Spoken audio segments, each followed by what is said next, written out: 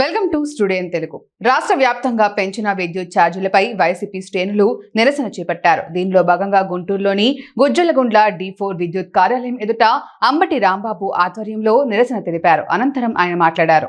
YSR Congress party పిలుపు మేరకు, జగన్మోహన్ రెడ్డి గారి పిలుపు మేరకు విద్యుత్ ఆఫీసుల ముందు ఒక నిరసన వ్యక్తం చేసి తరువాత పెంచిన విద్యుత్ ఛార్జీలను తగ్గించాలని డిమాండ్ చేస్తూ అక్కడ ఉన్నటువంటి అధికారులకు వినతి పత్రాన్ని, డిమాండ్ పత్రాన్ని ఇచ్చేటటువంటి కార్యక్రమం రాష్ట్రంలో 175 నియోజకవర్గాల్లోనూ జరుగుతూ ఉన్నది.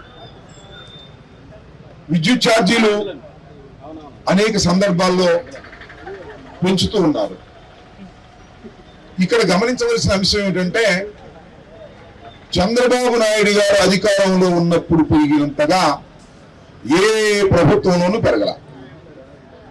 మీకు గుర్తుండే ఉంటుంది, విద్యుత్ ఛార్జీలకు వ్యతిరేకంగా ఉమ్మడి రాష్ట్రంలో పోరాడినప్పుడు చంద్రబాబు నాయుడు గారు ప్రభుత్వం కాల్పులు జరిపి బషీర్ బాబు ఉదంతం ఇవాళ గుర్తొస్తుందని మనం చేస్తున్నాం.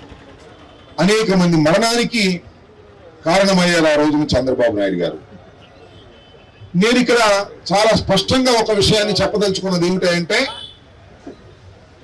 జగన్మోహన్ రెడ్డి గారి ప్రభుత్వం అధికారంలో ఉన్నప్పుడు, చంద్రబాబు నాయుడు గారు అపోజిషన్ లో ఉన్నప్పుడు, ఎన్నికలకు ముందు కూటమిగా ఏర్పడినప్పుడు అనేకమైన వాగ్దానాలు చేశారు చంద్రబాబు నాయుడు గారు.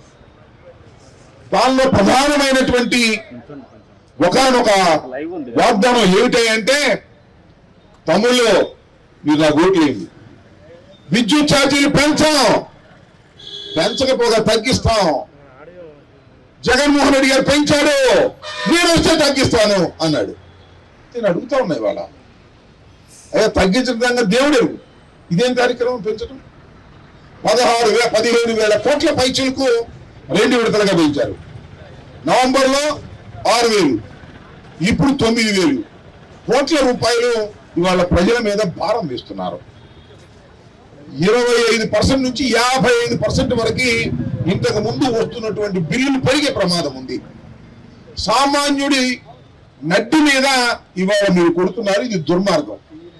ఇచ్చిన హామీను తప్పటం ఒకటి, దానితో పాటుగా సామాన్యుల మీద విపరీతమైన భారం వేసేటటువంటి పరిస్థితి ఇవాళ తెలుగుదేశం కూటమి ప్రభుత్వం నిర్ణయించడం చాలా దురదృష్టకరం. పెంచిన విద్యుత్ ఛార్జీలు,